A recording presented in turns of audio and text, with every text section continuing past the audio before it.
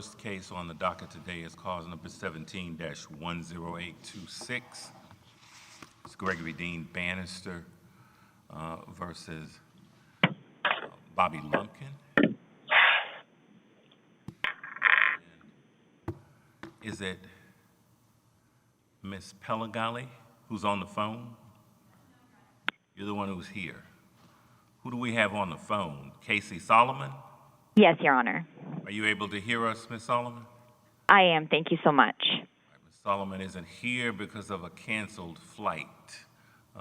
So we're going to do this by phone. I'll remind everyone to please keep your voices up. And now you can correct me on the pronunciation of your name. So if both sides are ready, then the appellant may proceed. Pelagalli? So I was right. All right, maybe the last time today, but we'll see. You may proceed. May it please the court. Good morning, Your Honors. My name is Kelsey Pelagalli, counsel for petitioner appellant Gregory Dean Banister. I'd like to reserve 5 minutes for a rebuttal. You'll need to speak up. This is a case about a prisoner's right to the effective assistance of counsel. This court should find in favor of the appellant for the 4 main reasons as outlined in our briefing. But unless the court directs otherwise, I'd like to focus on 2 of those reasons today. First, Mr. Banister's trial counsel was ineffective when she failed to move to strike the state's conditionally admitted expert testimony concerning the cocaine crash phenomenon when the condition for its relevance had not been established. Second, Mr. Banister's trial counsel was ineffective in failing to object to a jury instruction that improperly informed the jurors of the fact of Mr. Banister's prior conviction. As I'll explain in more detail, it's important that neither of these failures on behalf of counsel can be characterized as mere strategic misjudgments. Rather, in each instance, she failed to take action at the critical time in trial, and these failures worked to Mr. Banister's detriment, allowing prejudicial information or evidence to be considered by the jury despite meritorious grounds to object. First, with respect to the conditionally admitted testimony, Mr. Banister's counsel recognized that it wasn't relevant unless tied to Mr. Banister, but then at the critical time, at the close of evidence, failed to move to strike. This failure was deficient performance. As the director tells the events, they attempt to portray that the evidence was not in fact conditionally admitted, but this is simply incorrect. Before Ms. Irwin was called in front of the jurors, there was a pretrial hearing. At that hearing, she gave general background testimony about her knowledge, experience, and then she got into more of the substance of her opinions, in which she described the analysis of Mr. Banister's blood showing an inactive metabolite that was the byproduct of the body's processing of cocaine, and then she described generally the symptoms of cocaine crash, by which some individual users of cocaine may experience symptoms of fatigue and extreme sleepiness following the high effect. Critically, after Mr. Banister's counsel asked questions about the basis for Ms. Irwin's cocaine crash phenomenon, she elicited testimony that the studies were all done on chronic users of cocaine, those who had been using it frequently, habitually, and were hospitalized or otherwise seeking treatment. At that point, she objected that it was irrelevant, and the court agreed, ruling that that testimony would not be admissible unless Ms. Irwin could establish some way from the test of Mr. Banister's blood, which only showed an inactive metabolite, that he would be suffering from the crash effect. Subsequently, Ms. Irwin was called in front of the jury. She gave the same general background You said what now? I missed. You said subsequent what? Ms. Irwin was called in front of the jury, and at that point, she gave the exact same testimony on the background information. And as she was about to go into her opinion on the cocaine crash phenomena, trial counsel objected again. The court overruled the objection and allowed the testimony to proceed on the understanding on the condition that its relevance would be established. It was not. At no point was Ms. Irwin able to establish that Mr. Banister would have been suffering from the cocaine crash theory because she could not. What's the purpose for the state in producing this testimony? To show that your client was more likely than not to fall asleep? The purpose, Your Honor, was to show that our client was caused the car accident as the result of the introduction of cocaine into his body by failing to drive the car without sufficient sleep, by recklessly losing control or falling asleep at the wheel. Right, so it's more likely, because of the cocaine background, sorry, the cocaine use, more likely to fall asleep at the wheel. It was an element of the offense, Your Honor, so the state had to prove it by beyond a reasonable doubt. It was in the indictment. They alleged in the indictment that Mr. Banister caused the accident as a result of that prior cocaine use, and they offered Ms. Irwin's testimony. So the state was required to prove that the cocaine use caused him to fall asleep and ultimately to hit the cyclist. Yes, Your Honor, that it caused the accident because he was sleeping, not necessarily 100% asleep. But as a result, and to do so, they offered this cocaine crash theory by which the state alleged that users of cocaine after the high effect suffer extreme periods of fatigue. What are the elements? This is aggravated assault under Texas law with a deadly weapon. Yes, Your Honor. What's the element that you're alluding to?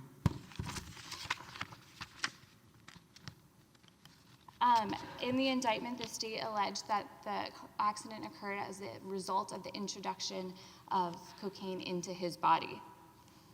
And the state... Oh, I see. You're basing on the indictment. Yes, Your Honor. And in arguing against that language from the indictment, the state agreed that it was going to prove that that is why the accident occurred.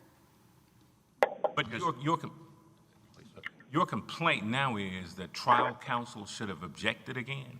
Yes, Your Honor. Under Texas law and condition, How many objections did trial counsel make in connection with this testimony? she made several, Your Honor, but the key point was not how many she made, but when she made them. Each time that she objected, it was before that objection became ripe under Texas law on conditionally admitted evidence, by which the court may admit... It was more than 3 Yes, Your Honor. that she objected to this testimony. Yes, Your Honor, but she never objected at the close of the state's case when it was clear that the relevance hadn't been established. At the time that she objected to the testimony, the state still had an opportunity to prove that Mr. Banister would have been suffering from the cocaine crash effect. The cocaine crash testimony established that chronic users of cocaine or individuals who use a sufficiently high dose of cocaine may suffer from this period of extreme fatigue, and the state simply failed to show that Mr. Banister would have fallen into either category and therefore failed to show that he would have been suffering from the cocaine crash effect, making Ms. Irwin's testimony on this matter irrelevant and untethered to the facts of this case. At that point...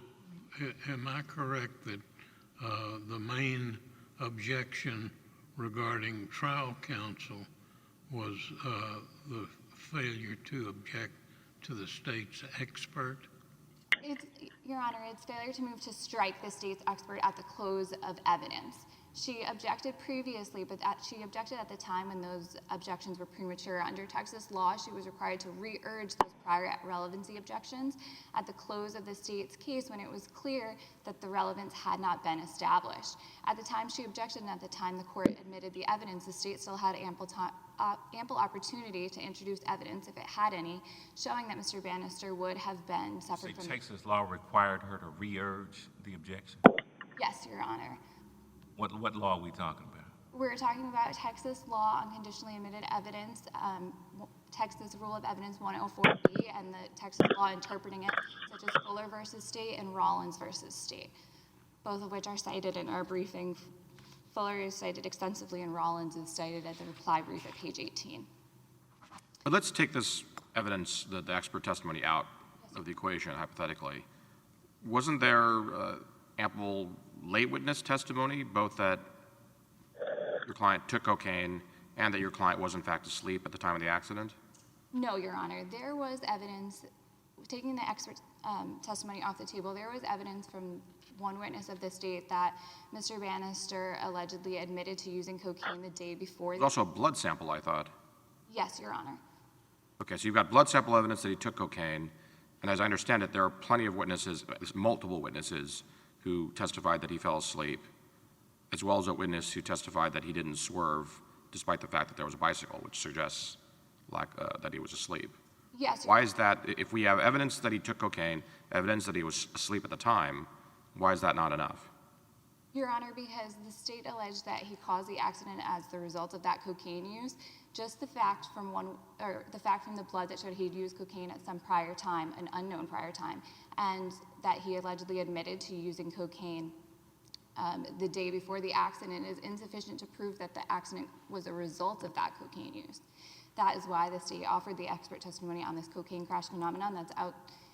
Your theory is that without the expert testimony as to causation, that the conviction would be legally insufficient, factually insufficient? Yes, Your Honor, because there was no. What's your best case for that? I'm sorry? What's your best authority for that proposition?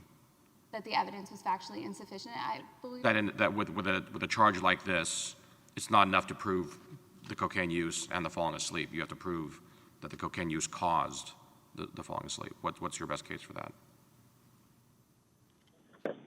I believe, Your Honor, that we don't have a case that directly states that's on point, because it's based on the facts of this record and the evidence that was introduced in the factual record. It shows that it was insufficient to connect that evidence to the state's theory, and the state had agreed that they would put forth that evidence, and they were unable to. They were unable to connect that evidence to Mr. Banister throughout the trial, so Texas law required Mr. Banister's counsel to move to strike that expert testimony that was the linchpin to their cocaine crash theory at the close of evidence when it was clear that the relevance hadn't been established. Second, Mr. Banister's trial counsel was also ineffective in failing to object to a jury instruction that improperly informed the jurors of the fact of Mr. Banister's prior conviction, when in fact no evidence of that conviction had been put forth in front of the jury, and the charge instructed the jurors to use it for impeachment purposes only when Mr. Banister had chosen not to testify. That charge was read to the jury directly before deliberations began, and before deliberations began, trial counsel was given the opportunity to object to the jury charge. She did not object to the introduction of the charge instructing the jurors that evidence of Mr. Banister's prior convictions had been admitted and that they should be used to for impeachment purposes when it was facially inapplicable. As I stated, no evidence of that conviction was before the jury, and Mr. Banister chose not to testify.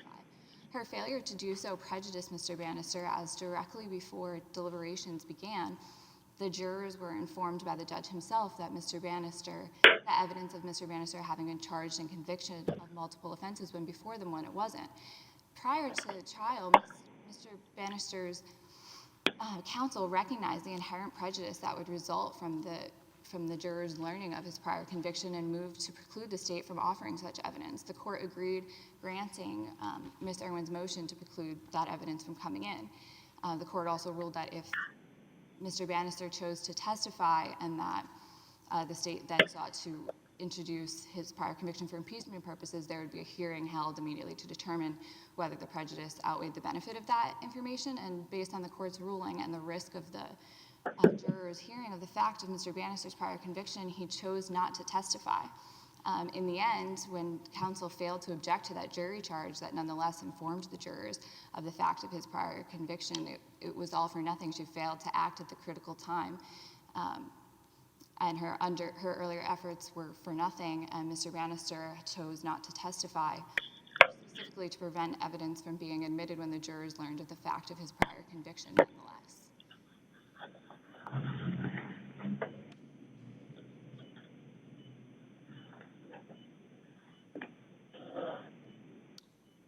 If the court has no further questions, I'll save the You want to go into why appellate counsel?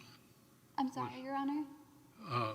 Would you reiterate your point of why appellate counsel was insufficient?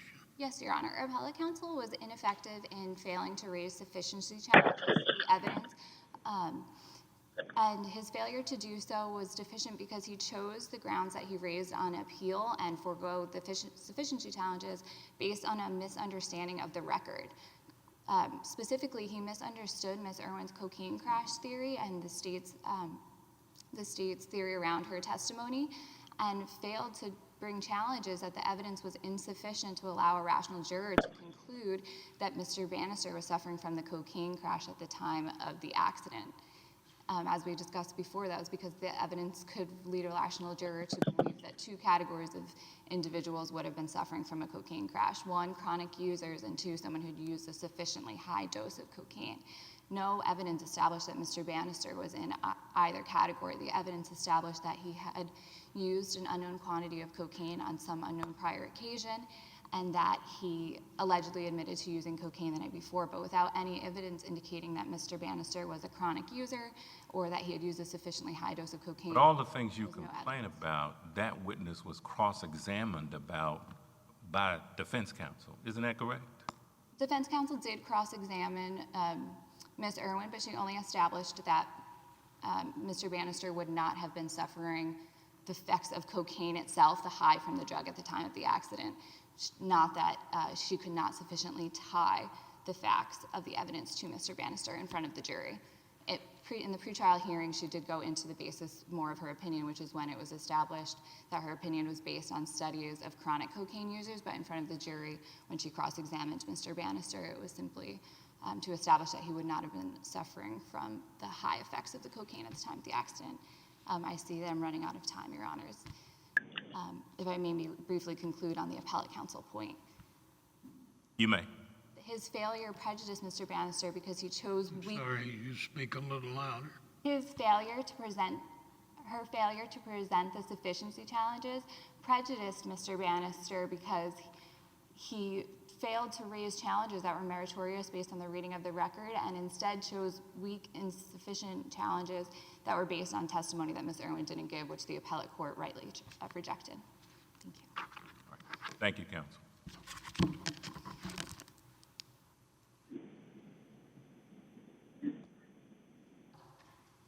Ms. Solomon, May it please the court?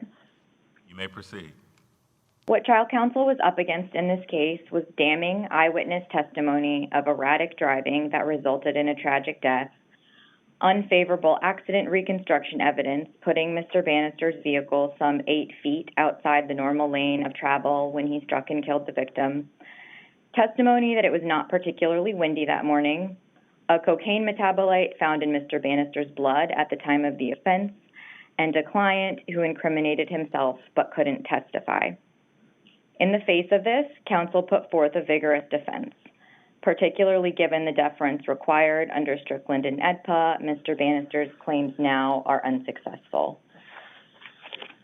I'll turn first, as opposing counsel did, to the allegation that trial counsel was ineffective for failing to sufficiently object to the cocaine crash expert's testimony. This claim fails simply because trial counsel adequately preserved error on appeal. This is a critical distinction from the case that Mr. Banister relies upon, Fuller versus State. Unlike in Fuller, counsel here objected when the trial court unconditionally admitted the testimony. Our position is, our characterization of the record is different. We believe that after making at least 3 prior objections, the final objection that trial counsel made was made at the point when the trial court unconditionally admitted the evidence. This is clear because this claim was a related claim challenging the relevance of this evidence was raised on direct appeal, was considered on the merits, and was overruled, unlike in Fuller, where trial counsel's objection failed to properly preserve error on appeal. So, Your Honor, in our view, the critical distinction between Fuller is that trial counsel did exactly what she needed to do as a matter of Texas law to preserve this error for appeal. It was considered on appeal, and it was overruled. Turning then to Mr. Banister's claim that trial counsel failed to object to the jury charge. Critically, Your Honors, the jury is presumed to properly follow its oath and its instructions. In this case, the jury heard no evidence of prior convictions. The jury was also instructed to consider evidence of prior convictions only to pass upon the defendant's credibility as a witness at trial. Of course, Mr. Banister did not testify, and the jury was also specifically instructed not to consider the defendant's decision not to testify as weighing against him in any way. The jury was instructed not to refer to or to discuss any matter or issue not in evidence, and instructed not to consider the remarks, rulings, or actions of the judge. So, Ms. Solomon, you'll agree that that instruction should not have been given. yes, Your Honor, I agree. The instruction was improper. It should not have been given. Had trial counsel objected, and we assume a lawful decision maker, the objection would have been sustained. Yes, And Your the Honor. instruction referred to a prior conviction. Yes, it referred to prior convictions. There had been no testimony about a prior conviction. That's correct, Your Honor. There was no testimony about a prior conviction. And so did the jury ask any question or express any evidence that they were confused or didn't understand, or none of that happened? No, Your Honor. In fact, there were 2 other jury notes during So deliberation. while we are to presume that the jurors follow their instructions, aren't you asking us to presume that they ignored that one? Your Honor, given the jury instructions on the whole, this particular instruction, while perhaps frustrating and certainly misplaced, could not possibly be prejudicially applied. So 2 things. First, of course, what we're reviewing now is the reasonableness of the state court's decision that this did not result in Strickland prejudice. It's reasonable to believe that in light of the jury instructions on the whole, the jury did not prejudicially apply this instruction. In other words, this instruction was largely self-correcting. It may have been frustrating for the jury. It may have been confusing for the jury. It may also have been that the jury viewed it as a clerical error and paid not much mind to it at all, particularly in light of the record evidence that the jury did ask questions during deliberations, but not about this. Assuming that the jury followed its oath, followed its instructions, there was no way for the jury to consider evidence of prior convictions when the jury heard no evidence of prior convictions. Of course, But isn't there a concern that the jury thought that it did hear evidence, namely through the judge? Your Honor, This instruction is essentially tantamount to the judge telling the jury there was a prior conviction, but to ignore it.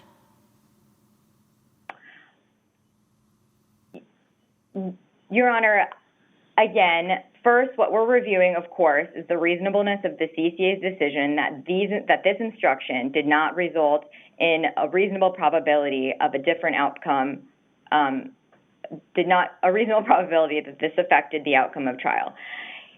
So certainly, there is still a critical distinction between the actual admission of evidence of prior convictions, which is what happened in all of the cases that Mr. Banister relies upon, and an incorrect, perhaps confusing instruction that the jury heard evidence of prior convictions when the jury did not hear evidence of prior convictions. Mr. Banister still received the anticipated benefit of not testifying, which is that the jury did not hear evidence of his prior conviction, which in fact was for cocaine trafficking, making it all the more critical that it remain out. Had the jury heard actual evidence of that prior conviction, they would have heard perhaps facts of the offense, certainly the nature of the offense. In this case, the jury heard none of that, which is again a critical distinction. Instead, the jury heard a confusing instruction, at worst, that it was to consider evidence of prior convictions, immediately followed by language saying that this evidence should be considered only to pass upon the defendant's credibility as a witness at trial, and then also followed by language that the defendant had not testified at trial and that should not be held against him in any way, and also language that the jury was not to consider the remarks, rulings, or actions of the presiding judge. So even if this instruction is considered a remark of the judge, the jury was instructed not to consider facts outside of evidence and not to consider remarks of the judge. In other words, an argument could be made that defendant was sort of worst off this way because the negative inference of a conviction came into evidence but he didn't get to say anything else in his own defense. I take it your position is this situation is admittedly confusing, but not unreasonable for AEDPA purposes? Yes, I think that's right, Your Honor, that it was reasonable for the CCA to determine that this instruction, while improper and perhaps confusing, did not necessarily impact the jury's decision to the extent to such that it would constitute Strickland prejudice, that decision Would the state acknowledge, though, that this is sort of a worst-case scenario for defendant? They don't get to testify, but their conviction comes in. Again, the jury's told to ignore it, but the conviction is now part of what the jury has heard, and yet nothing good from the defendant. Well, Your Honor, his conviction did not come in. Only language in the jury instruction stating that they heard evidence of a prior conviction, but the jury did not hear evidence of a prior conviction. The jury was not aware at guilt and innocence deliberation Out of the judge's mouth. had a prior cocaine trafficking conviction. But I mean, sorry, Your Honor? the problem is the court told them that they heard it. So maybe you have 12 people sitting there saying, well, maybe I missed that, but surely it came in. Because over the course of a trial, I dare say for all 12 of them, they missed something. And so now you're sitting there saying, well, maybe these other people heard it, but I guess I must have missed it. And so maybe nobody brings it up in the deliberation room because they don't want to be the one who admits they didn't hear it when everyone else did. It's very problematic. You agree with that? I agree that the instruction is problematic, that it absolutely should not have been there, that trial counsel should have objected and it would have been sustained. I, however, believe that it was... had withdrawn it. I mean, it was offered up by the prosecution, isn't that correct? I mean, the court didn't draw up that instruction. Your Honor, as I read the record, I don't know that I know the answer to how that particular instruction wound up in the jury. I think we can eliminate the defense offering it up. So we're down to either the court or the prosecution. Yes, Your Honor. I don't think that we have on the record exactly how the instruction came in. There was some evidence admitted at trial of a pending intoxication manslaughter charge that came in because it was based on the same conduct. So it properly came in because it was part of the same transaction and it was not entitled to a limiting instruction. It's possible that that's how this instruction inadvertently landed in the jury charge. We don't know. The state is certainly willing to concede that the instruction was improper. Again, however, it also seems reasonable for the CCA to have decided that a jury who did not hear evidence of prior convictions simply heard a confusing but largely self-correcting jury instruction referencing prior convictions would have, particularly in light of the record, which indicates that this was an active jury asking questions, would have more likely been able to follow its oath and its instructions on the whole and not consider that misplaced instruction, or in other words, not consider evidence that didn't exist, that wasn't admitted. It was reasonable for the CCA to decide that that's what the jury did. Even if you or I might disagree, even if it might be reasonable to find that the jury was prejudiced by that instruction, so long as a reasonable jurist could agree with the CCA that in this case, the jury instructions on a whole were self-correcting enough that the instruction alone, without any evidence whatsoever of prior convictions, there was not a reasonable probability that that affected the outcome of trial. So long as any reasonable jurist could agree with the CCA, this court has to uphold the decision under AEDPA.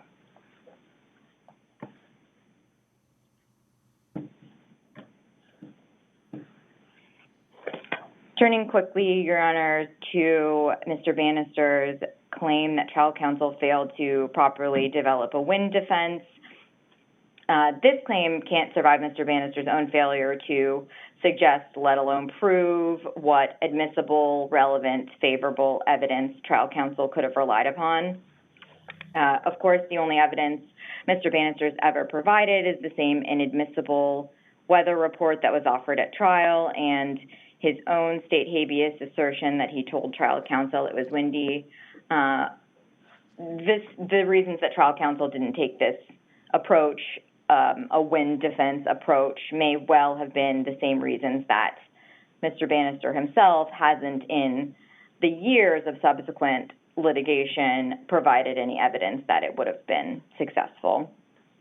A wind defense would be hard, if not impossible, to advance. It's likely that the accident reconstructionist's testimony would have accounted for weather conditions or whatever conditions resulted in the bike and the car colliding at the place that they did, which was some 8 to 10 feet outside of Mr. Banister's normal lane of travel.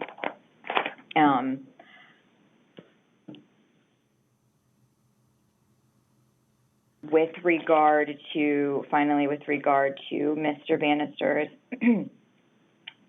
ineffective assistance of appellate counsel claims, ultimately, Your Honors, Mr. Banister's own statement to Officer Wilson regarding his prior cocaine use, alongside evidence of a cocaine metabolite in his blood, really rendered sufficiency challenges meritless.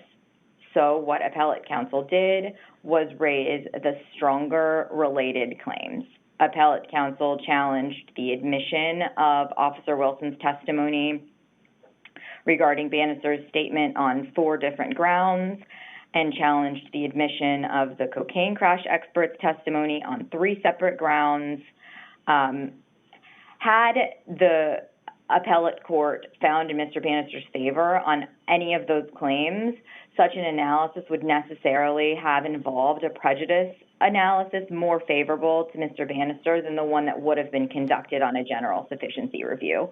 So unless appellate counsel is unable to do exactly what we expect appellate attorneys to do, which is to select the stronger claims and raise only those claims, then Mr. Banister's appellate counsel cannot possibly have been ineffective.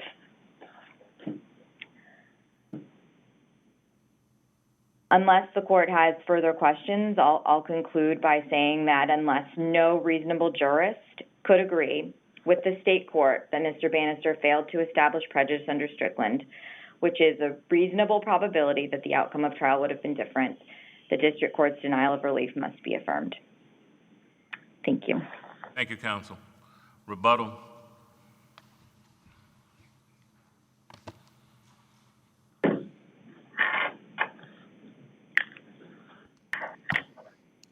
I'd like to make a few quick points on rebuttal. First, with respect to the counsel's failure to move to strike, there is no basis in the record to conclude that the court had finally or unconditionally admitted that testimony. The testimony that the court heard in the pretrial hearing that led it to conclude that additional foundation needed to be laid was no different than what the court heard before he overruled counsel's objection in front of the jury. So there's no basis to conclude that was the final unconditional admission of that evidence. And second, trial counsel's failure to move to strike did not preserve that error for appeal. Under Fuller and Rollins, trial counsel was required to re-urge those relevancy objections at the close of the state's case in order to preserve it for appellate counsel. She did not. With respect to appellate counsel did fail in his duty to identify the stronger challenges in favor of the weak. As the director has stated, appellate counsel did raise 3 challenges to the admission of Ms. Irwin's cocaine crash testimony, but unfortunately all 3 were based on a misunderstanding of the record. He raised challenges to the fact that the evidence didn't establish that Mr. Banister was suffering from cocaine, the high effects of cocaine at the time of the accident, which the testimony was never offered to prove. And then he challenged the application of Ms. Irwin's cocaine crash testimony to Mr. Banister. And she never applied that testimony to Mr. Banister. As the appellate court recognized in rejecting these claims, his challenges were to testimony that Ms. Irwin didn't give. She was never asked whether Mr. Banister would be suffering from the cocaine crash effect in front of the jury, and in fact, she had no basis for saying that he would have been. Finally, with respect to the jury instruction, clearly, as the director has conceded, it was improper. However, it was also highly prejudicial, and it's unreasonable for the state court to have concluded otherwise. Mr. Banister chose not to testify in his own defense in a highly circumstantial case about the cause of a car accident in order to prevent the jury from hearing that he had a prior conviction. Nonetheless, Let's say he had testified, how would that have affected the outcome? I'm sorry? Let's just stipulate that I grant your point that he sort of had the worst case scenario. He didn't get to testify, and yet the evidence came in of the conviction, or at least sort of came in. How are we to be convinced that his testimony was an important part of, I mean, at the end of the day, he chose not to testify. Yes, Your Honor. What could he have testified to that would have vindicated him at trial? Your Honor, he could have given direct evidence of his mental state at the time of the accident and what caused the crash, contradicting the state's theory that he was suffering from extreme fatigue from cocaine use. He could have clarified how he was feeling and what in fact happened. But there are witnesses saying he was in fact asleep. I'm sorry? There were witnesses saying that he was in fact asleep. Am I mistaken about that? I'm not aware, Your Honor, of any witness saying that he was in fact asleep. The passenger in Mr. Banister's car was asleep at the time of the accident and couldn't say exactly what happened, and there were other witnesses who testified to what it looked like from the outside, but there was no evidence, to my knowledge, of Mr. Banister in fact being asleep. And that is something that Mr. Banister's testimony could have addressed, but instead he chose not to testify in order to prevent his prior conviction from coming in, and the state and trial counsel failed to object, allowing the judge to inform the jurors that evidence of convictions had in fact come in. That instruction was confusing, and it was cryptically given, and in fact referenced multiple prior convictions, plural, when Mr. Banister in fact only had one prior conviction, inviting the jurors to speculate how many times he had been convicted, for what, possibly inflating their understanding of his criminal history and prejudicing his defense in that regard. So for the foregoing... And that instruction was submitted by the prosecution. I'm sorry, Your Honor? That instruction was submitted by the prosecution. I agree with the director, Your Honor, that it's not clear to me how that instruction came into the record.